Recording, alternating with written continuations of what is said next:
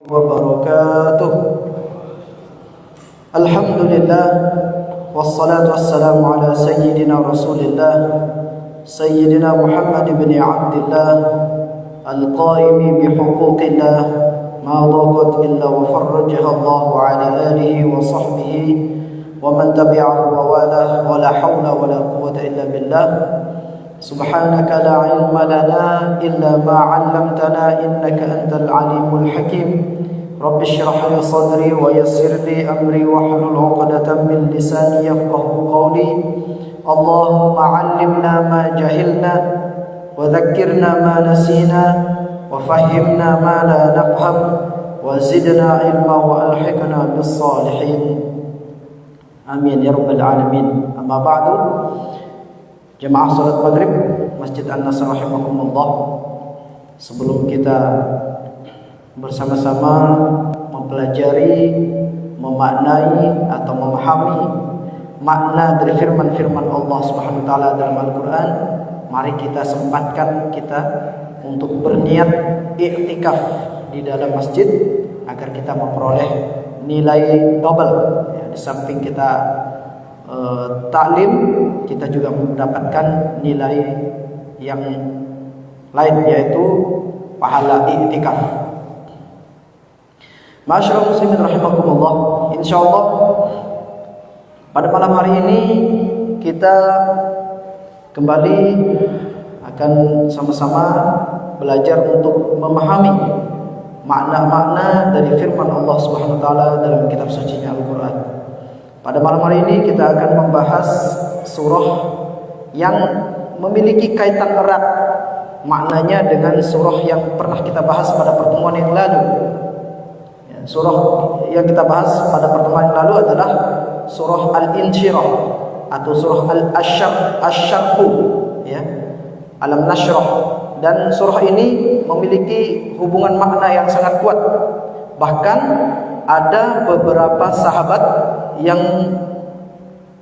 beranggapan atau berpendapat bahwa dua surah ini sebenarnya bukan perlainan, tapi itu adalah satu surah, yaitu surah Alam Nashrah dengan surah Ad-Duha. Ada yang berpendapat bahwa itu bukan dua surah, tetapi satu surah, karena kekuatan hubungan maknanya sangat kuat. Ma'asyiral muslimin rahimakumullah, seperti biasa sebelum kita bahas poin demi poin dari ayat-ayat yang akan kita pelajari, mari kita sama-sama meraih keutamaan membaca Al-Quran yang pahalanya dibalas oleh Allah Subhanahu wa taala dengan 10 kali lipat. Silakan dibuka surah Ad-Duha.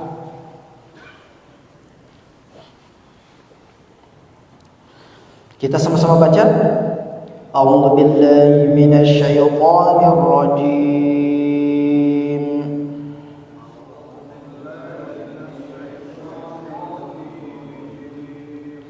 Bismillahirrahmanirrahim.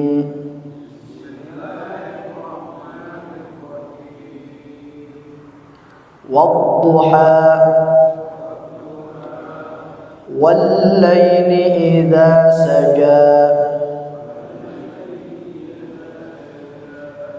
ma wadda'aka rabbuka wa ma qala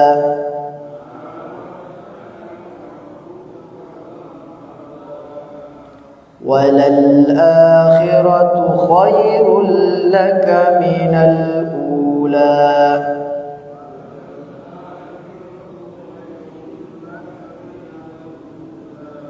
وَلَسَوْفَ يُعْطِيكَ رَبُّكَ فَتَرْضَى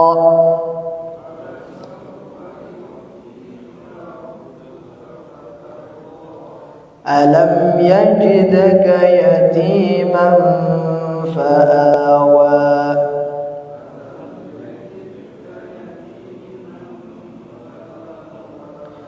وَوَجَدَكَ ضَالًّا فَهَدَى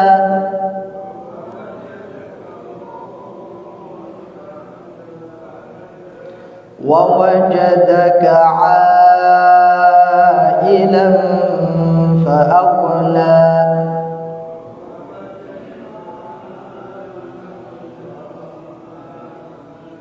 فأما اليتيم فلا تقهر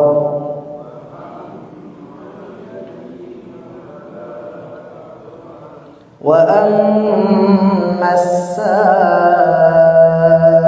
فلا تنهر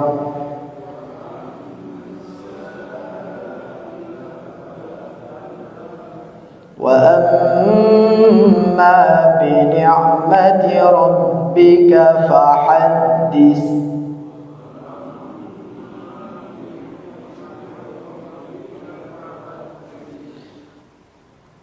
Surah Ad-Duha adalah termasuk daripada surah Makkiyah, yaitu ayat-ayat yang turun di periode Mekah,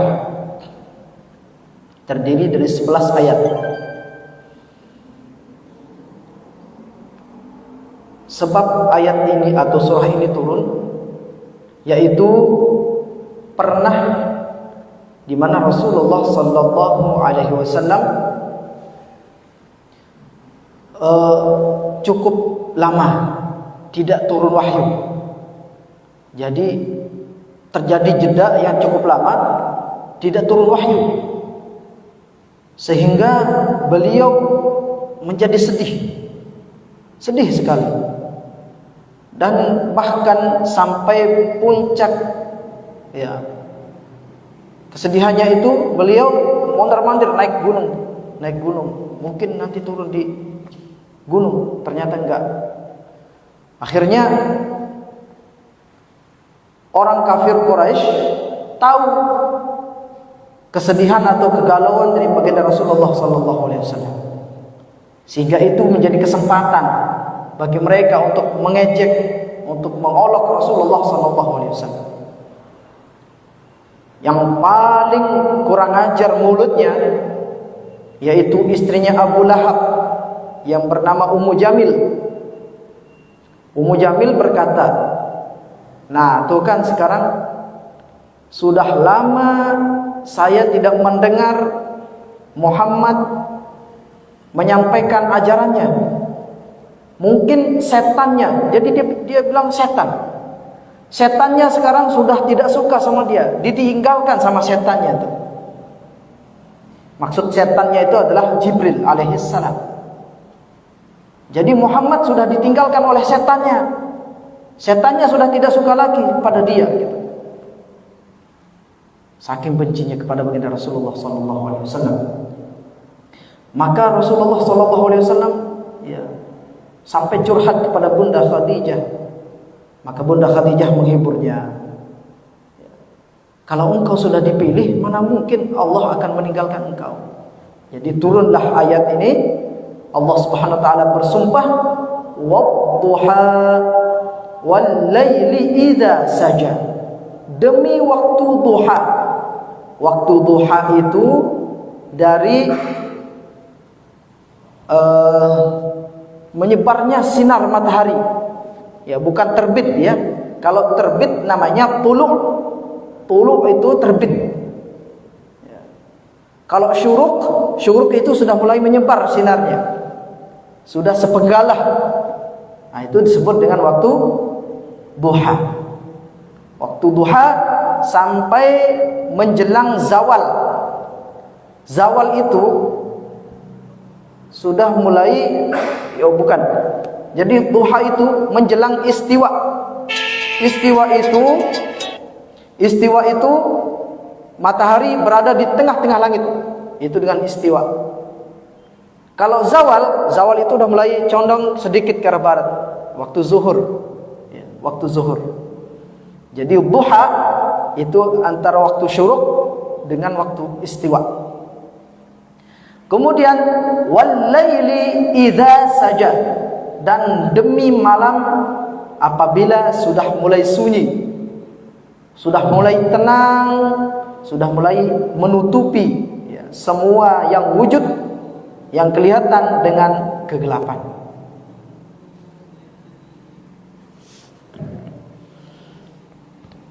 Allah Subhanahu wa taala bersumpah dengan dua daripada tanda-tanda kebesarannya, yaitu waktu duha yang merupakan representasi daripada waktu siang. Bahkan ada yang menafsirkan bahwa duha itu memang siang seluruhnya, ai an-nahar, yaitu siang hari. Dan Allah Subhanahu wa taala bersumpah dengan waktu malam. Itu adalah dua dari ayat-ayat Allah yang terhampar di alam semesta. Kemudian setelah menyampaikan sumpahnya, Allah Subhanahu wa taala memberikan hiburan, menyejukkan hati Nabi baginda Rasulullah sallallahu alaihi wasallam. Ma wadda'aka rabbuka wa ma qala. Sebagai jawaban terhadap tuduhan kaum kafir Quraisy bahwa Nabi Muhammad SAW ditinggalkan oleh Allah, ditinggalkan oleh Tuhannya, sehingga tidak turun wahyu. Maka Allah Subhanahu wa taala jawab melalui surah Ad-Duha, ma wadda'aka rabbuka wa ma qala. Tidaklah Allah Tuhanmu Muhammad wadda'aka, meninggalkanmu, tidak, wa ma qala, dan tidak pula membencimu. Maka tenteramlah hati baginda Rasulullah sallallahu alaihi wasallam. Bagaimana mungkin setelah engkau dipilih, setelah engkau dipilih menjadi pilihan Allah, yaitu Rasulullah, engkau akan ditinggalkan? Maka disambung dengan firman-Nya yang berikutnya, walal akhiratu khairul laka minal ula.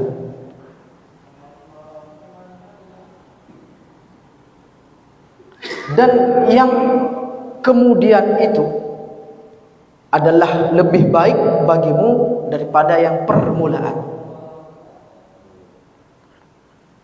Ada yang menafsirkan yang akhirat, negeri akhirat itu adalah lebih baik bagimu hai Muhammad daripada kehidupan dunia. Kita bahas dua penafsiran ini. Yang pertama, walal akhiratu khairul laka minal ula. Dan sungguh yang kemudian itu adalah lebih baik bagimu hai Muhammad daripada yang permulaan. Jadi maksudnya adalah masa depan baginda Rasulullah sallallahu alaihi wasallam, hari yang berikutnya itu pasti akan menjadi lebih baik bagi baginda Rasulullah sallallahu alaihi wasallam daripada kehidupan beliau sebelumnya. Dengan apa? Dengan pasti diturunkan wahyu. Dengan apa? Dengan pasti Allah Subhanahu wa taala akan terus menaikkan derajatnya setiap waktu. Dengan apa? Dengan Allah Subhanahu wa taala akan terus memberikan kemuliaan-kemuliaan kepada beliau, sampai pada puncak kemuliaan, sampai pada puncak kesuksesan beliau nanti dalam menegakkan dakwah Islam. Allah menolongnya sehingga Islam tersebar dan beliau memiliki pengikut yang paling banyak, dan umatnya menjadi umat yang terbaik. Walal akhiratu khairul laka minal ula. Dan ada yang menafsirkan, dan sungguh kehidupan akhirat itu adalah lebih baik bagimu hai Muhammad daripada kehidupan dunia. Dan tentu Rasulullah sallallahu alaihi wasallam akan memperoleh kemuliaan di akhirat. Kalau tadi kemuliaan di dunia, yang dimana masa depan beliau di dunia itu akan lebih baik daripada umur beliau, kehidupan beliau sebelumnya. Kalau ini masa depan akhirat lebih baik daripada kehidupan dunia. beliau akan memperoleh pahala yang sangat luar biasa dan jaminan surga bagi beliau. Bahkan dijanjikan maqam, yaitu maqam mahmud, ya. Sebagaimana yang kita diajarkan oleh Rasulullah berdoa ketika azan, wa ba'athu maqaman mahmudanil ladzi wa'adta. Dijanjikan, bangkitkan beliau ya Allah, bangkitkan Nabi kita Muhammad sallallahu alaihi wasallam maqaman mahmudanil ladzi wa'adta, di level yang paling terpuji yang telah engkau janjikan, dijanjikan oleh Allah Subhanahu wa taala. Wala saufa yu'tika rabbuka fatarda, dan sesungguhnya pasti Allah Subhanahu wa taala akan memberikan karunia-Nya kepadamu, fatarda, sehingga engkau akan menjadi senang, menjadi puas. Apa itu nikmat yang paling terbesar bagi baginda Rasulullah sallallahu alaihi wasallam, yaitu asy-syafa'ah. Beliau diberikan hak memberikan syafaat untuk umatnya, untuk kita semua. Jadi setelah Rasulullah sallallahu alaihi wasallam dihibur, disejukkan hatinya, ditenangkan hatinya dengan membantah tuduhan kafir Quraisy bahwa beliau ditinggalkan oleh Allah.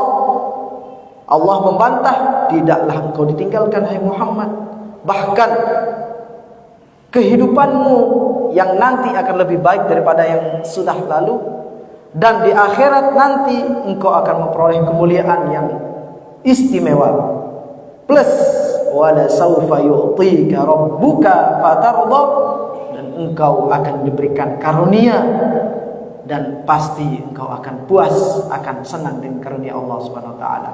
Karunia terbesar yang diberikan kepada Rasulullah sallallahu alaihi wasallam adalah hak untuk memberikan syafaat. Ya, semoga kita semua diakui sebagai umat baginda Rasulullah sallallahu alaihi wasallam.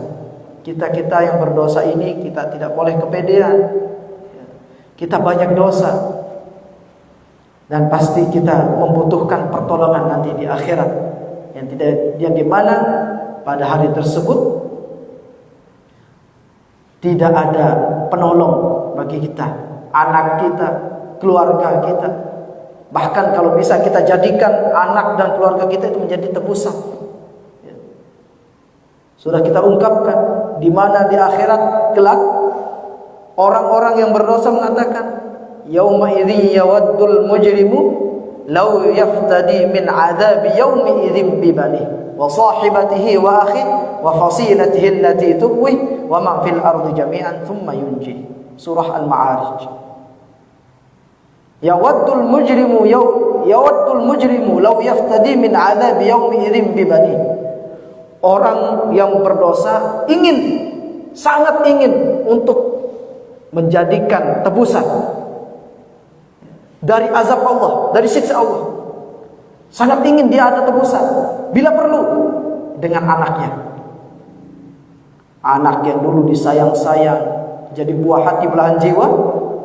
Tapi kalau di akhirat, kalau bisa kita selamat dari azab Allah,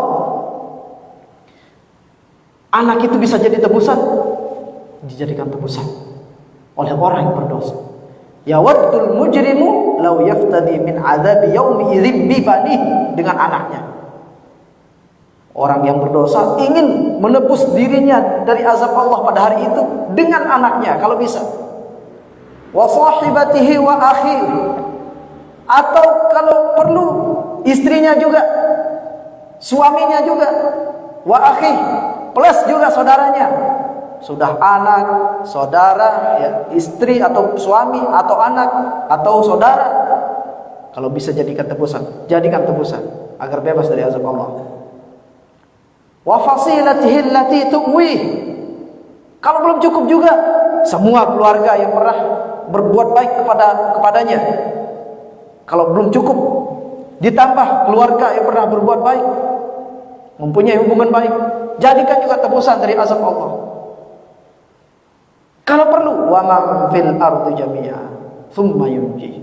Kalau bisa semua penduduk bumi ini jadikan tebusan agar dia terbebas dari azab Allah Subhanahu wa ta'ala. Itu kegentingan hari kiamat. Makanya tidak ada lagi kasih sayang antara ibu dan anak, orang tua dan anak, saudara dengan saudaranya, suami dan istrinya. Bahkan ingin saling jadikan sebagai tebusan kalau bisa bebas dari azab Allah. Tetapi kalla innaha la'dha. Tidak mungkin. Tidak mungkin. Tebusannya hanya satu, yaitu kita berbuat baik di dunia ini. Kesempatan bagi kita. Nah, ada hak Rasulullah sallallahu alaihi wasallam yang diberikan oleh Allah Subhanahu wa taala, yaitu memberikan syafaat kepada kita di hari yang sangat genting itu. Ya. Dalam riwayat sekelompok atau manusia nyari pertolongan pada hari kiamat itu. Ya, nyari pertolongan. Kemana kita akan cari pertolongan? Ayo kita ke manusia pertama, Adam. Mungkin dia yang akan mampu menolong kita. Ketemu Nabi Adam, enggak, saya aja enggak bisa.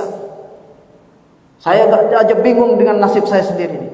Dulu saya juga pernah berbuat salah, melanggar perintah Allah Subhanahu wa taala. Enggak bisa. Coba kamu deh cari Nabi Nuh. Cari Nabi Nuh. Ketemu, enggak bisa. Jangankan kalian, anak saya aja enggak bisa saya tolong. Dia kafir, enggak bisa saya tolong.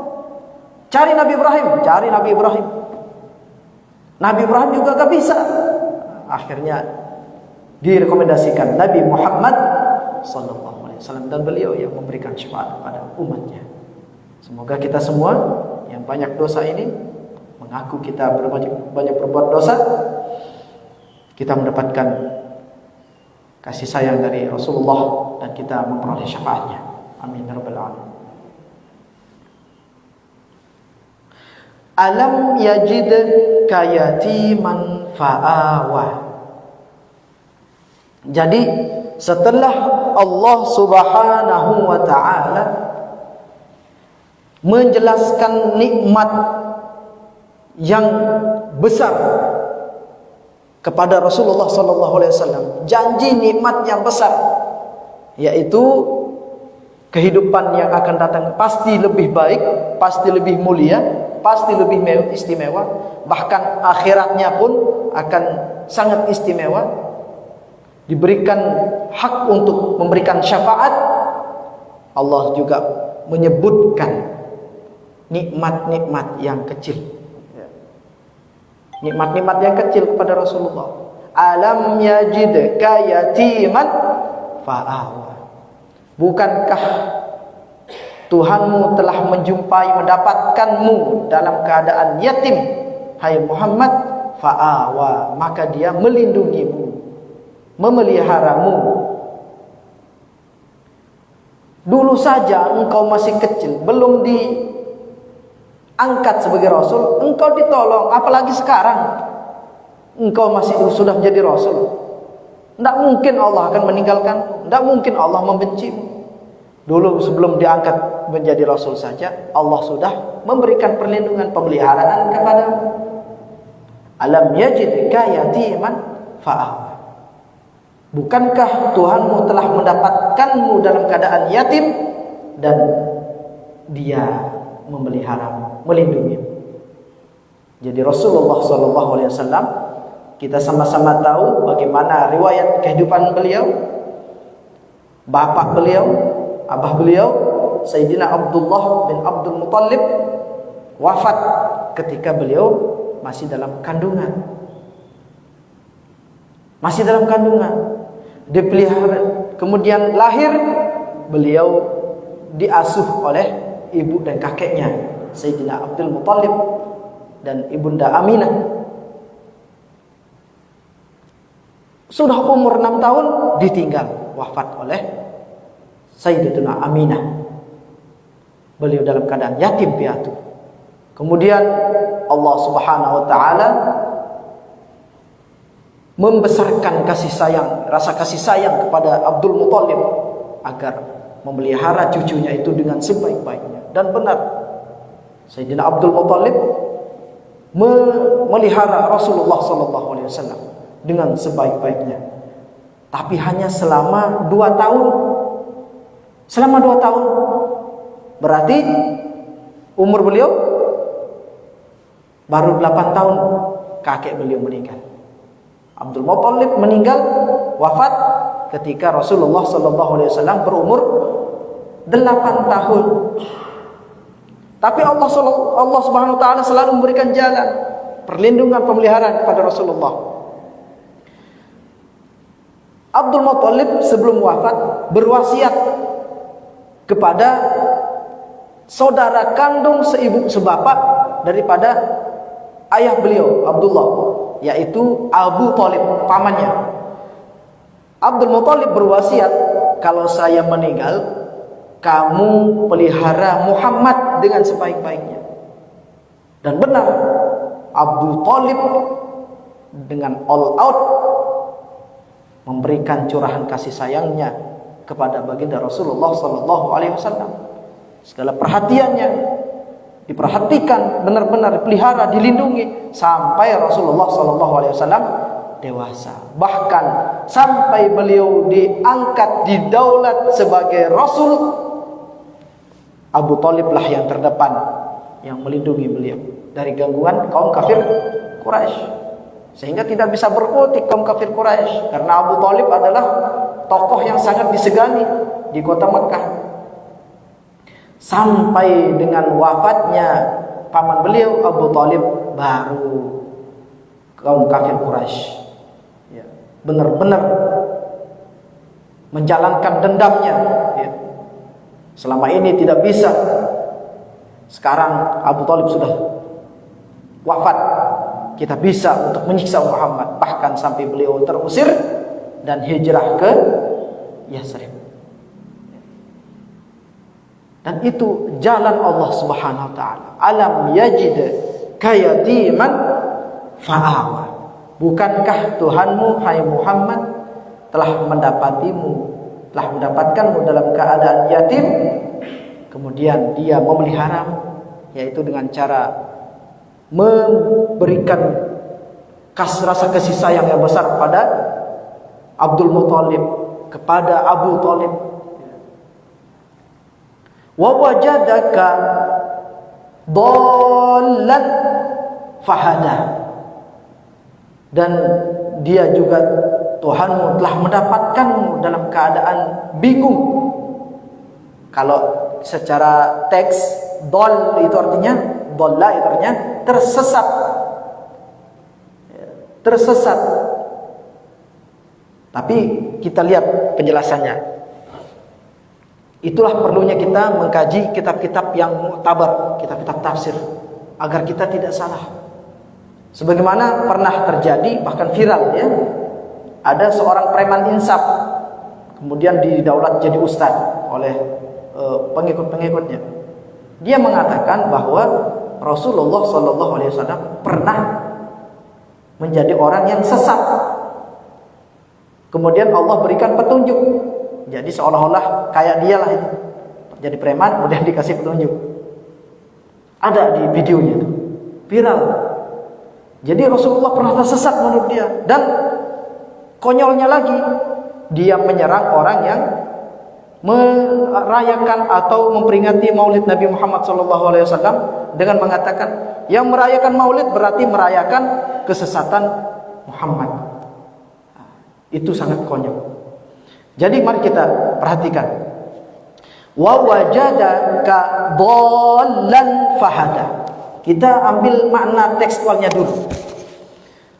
Rasulullah SAW ya, dalam ayat ini, wa wajadaka dhallan fahada, dan Tuhanmu pernah mendapatkan engkau tersesat Muhammad, dan dia memberikan petunjuk. Di dalam kitab-kitab tafsir, misalnya tafsir Ar-Razi, Mafatihul Ghaib, karena memang itu banyak sekali penjelasan-penjelasan. Kalau tafsir Ar-Razi itu luar biasa. Banyak sekali penjelasan-penjelasan terkait tentang ayat-ayat Allah. Di antara maknanya bahwa Rasulullah SAW memang benar tersesat, tapi bukan tersesat akidahnya. Rasulullah pernah tersesat di waktu kecilnya, nyasar ketika beliau tinggal bersama ibu sesusuan beliau, ya, ibu susuan siapa? Halimatus Sa'diyah. Beliau pernah main kemudian kesasar, keder kalau bahasa Betawinya. Kemudian Allah Subhanahu wa taala mengutus Jibril dalam bentuk manusia, kemudian diarahkan, ditemani, diantarkan pulang. Dan memang beberapa kali kejadian Rasulullah SAW pernah nyasar, pernah tersesat jalan, bukan tersesat akidah. Ini yang perlu kita pelajari, kitab-kitab ulama yang mutabar terkait tentang makna daripada firman-firman Allah. Jadi pernah kesasar, pernah juga beliau bersama paman beliau Abu Thalib dalam perjalanan dagang, kemudian tersesat. Lagi-lagi Allah mengutus Jibril dalam bentuk manusia, kemudian diarahkan, dikasih petunjuk. Dan masih banyak, ada beberapa cerita kisah Rasulullah SAW pernah tersesat jalan, tidak tahu jalan pulang, nyasar. Nah, itu maksudnya wa wajadaka dhallan fahada. Dan Tuhan pernah menjumpaimu dalam keadaan, telah mendapatkanmu dalam keadaan tersesat jalan, tidak tahu jalan pulang, kemudian Allah berikan petunjuk, berikan arahan. Makna yang kedua, Allah mendapatkan Nabi Muhammad SAW dalam keadaan bingung. Bingungnya bagaimana? Beliau berkontemplasi, merenung dalam kesendirian beliau, melihat keadaan manusia di waktu itu, manusia sekeliling beliau, melihat umat Yahudi sudah jauh dari ajaran yang benar, sudah menyimpang dari ajaran yang benar. Cuman ajaran yang benar itu bagaimana konkretnya beliau belum tahu, bingung. Untuk menyampaikan ajaran yang benar itu bagaimana, beliau bingung. Konkretnya bagaimana Tapi beliau tahu bahwa umat Yahudi sudah menyimpang dari ajaran yang benar. Melihat umat Nabi Isa alaihissalam, kaum Nasrani, juga tidak lebih baik dari keadaan umat Yahudi. Sama-sama menyimpang. Bahkan kaumnya sendiri, kaum Quraisy, itu lebih jelek lagi dari keadaan atau kondisi kaum Yahudi dan Nasrani. Jadi tidak lebih baik, bahkan lebih buruk keadaan kaum beliau, kaum Quraisy, sampai menyembah berhala. Bahkan ibadah mereka digambarkan dalam surah Al-An'am, Al-A'raf, ya, wa ma kana salatuhum indal baiti illa muka'an wa tasdiyah. Salat atau ibadah kaum musyrikin waktu itu jahiliyah, mereka beribadah di Ka'bah itu, mengelilingi Ka'bah, bertawaf, illa muka'an wa tasdiyah, ya, bersiul-siul dan tepuk tangan dan bersiul-siul. Ibadahnya seperti itu. Dan beliau tahu ini salah, ini batil, ini semua. Tapi konkretnya untuk menyampaikan ajaran yang benar itu bagaimana? Maka Allah Subhanahu wa taala membimbing beliau dengan wahyu. Jadi kebingungan beliau itu tuntas dengan adanya wahyu yang dibawa oleh Jibril. Oh, begini caranya Muhammad. Katakan, Qul huwallahu ahad. Allah itu satu, Maha Esa. Oh iya, tahu cara. Kemudian tahu cara sholat, bagaimana cara menyembah teknis, menyembah Allah dengan benar. turunlah kewajiban syariat, teknis-teknisnya. Oh, sudah tidak ada kebingungan lagi. Nah, inilah maksudnya adalah wa wajadaka dhallan fahada. Tuhanmu mendapatkanmu dalam keadaan bingung Muhammad, bingung melihat kaummu, akidahnya tidak benar, cara menyembahnya pun tidak benar. Maka Allah berikan teknis, berikan wahyu dengan syariat yang benar, agar disampaikan kepada kaumnya supaya mereka terbebas dari ketidakbenaran atau kebatilan. Wa wajadaka 'ailan fa'aghna.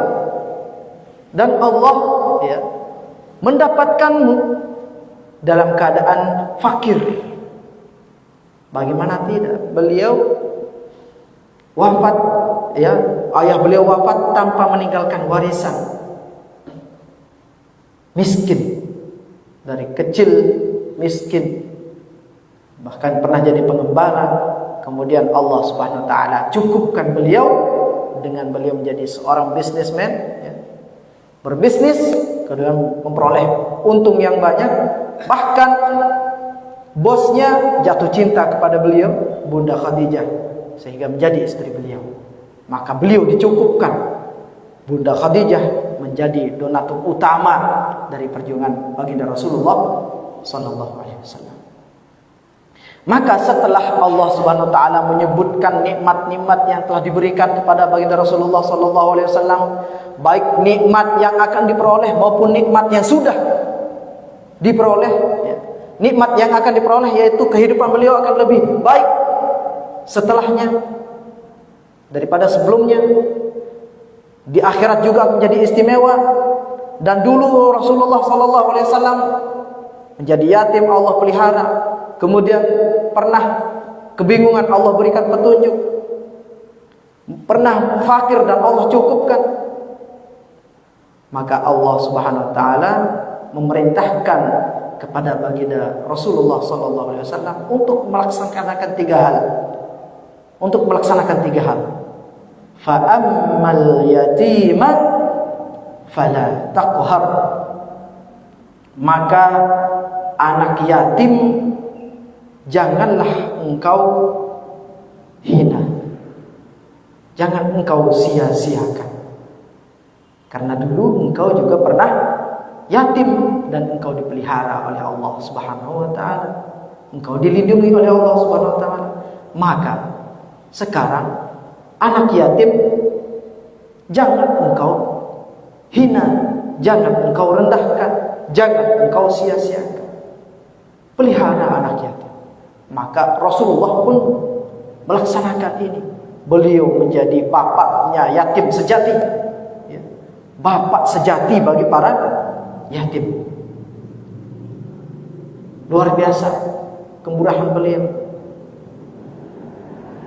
Pernah saya ceritakan bagaimana ketika hari Idul Fitri, di mana anak-anak di Madinah pada gembira, woi senang pamer baju lebaran,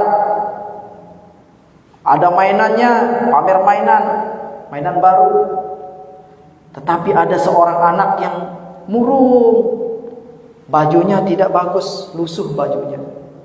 Menangis, minder melihat teman-temannya itu yang lagi bermain bersenang-senang. Maka Rasulullah SAW mendekati, "Kenapa nak?" Maka anak ini menjawab, "Saya ini yatim. Bapak saya meninggal ketika ikut berperang dengan Rasulullah SAW. Kemudian setelah bapak saya syahid, wafat, ibu saya menikah dengan orang lain. Dan semua harta bapak saya dikuasai oleh suami ibu itu. Kemudian saya disia-siakan, diterlantarkan. Maka saya sedih, tidak bisa bergembira di hari yang bahagia ini." Maka Rasulullah SAW lantas mengajak, "Ayo ikut bapak ke rumah." Diajak oleh Rasulullah SAW. Diberikan baju baru, dikasih mainan.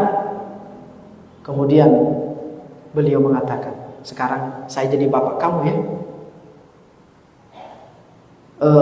Fatimah menjadi kakak kamu, Ali menjadi ipar kamu, Hasan Husain menjadi keponakan kamu. Baru dia tahu itu ternyata Rasulullah SAW. Dan dia sangat senang, sangat berbangga. Lantas kemudian kembali ke tempat di mana teman-temannya bermain tadi itu. Dan dia terlihat paling gembira di antara teman-teman anak-anak kecil yang bergembira itu. Kemudian anak-anak ini bertanya, "Kenapa kamu segembira ini saat ini? Tadi kamu minder." Maka anak ini mengatakan, saya diajak Rasulullah ke rumahnya, kemudian saya dijadikan sebagai anaknya. Kenapa? Karena dulu bapak saya pernah ikut berperang bersama beliau dan wafat, dan sekarang Rasulullah yang menjadi bapak saya. Maka anak-anak ini berkata, seandainya saja ya bapak-bapak kita ikut perang dan meninggal di medan perang, pasti juga kita menjadi anak Rasulullah sallallahu alaihi wasallam. Itu Rasulullah sallallahu alaihi wasallam. Fa ammal yatima fala taqhar. Dan anak yatim jangan kau sia-siakan. Dan beliau melaksanakan itu. Beliau adalah bapak sejati bagi para yatim. Dan beliau juga memberikan pesan kepada kita umatnya untuk memelihara anak yatim, memerintahkan agar kita menjadi pemelihara anak yatim.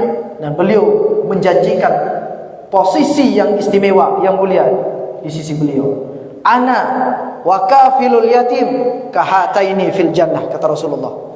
Saya dan para penyantun anak yatim seperti ini nanti di surga. Di antara jari telunjuk dan jari tengah, dekat sekali dengan Rasulullah sallallahu alaihi wasallam para pemelihara penyantun anak yatim. Wa ammas sa'ila fala tanhar.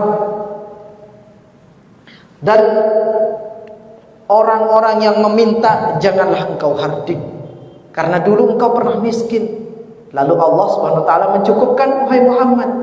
Oleh karena itu jangan sekali-kali engkau menghardik orang-orang miskin yang meminta-minta. Santuni, berikan. Kalau engkau punya kelebihan, berikan. Dan Rasulullah SAW melaksanakan. Beliau adalah orang yang paling dermawan. Bahkan dalam riwayat kedermawanan Rasulullah SAW, kemurahan hati baginda Rasulullah SAW itu lebih cepat daripada angin yang berhembus. Itu kedermawanan Rasulullah.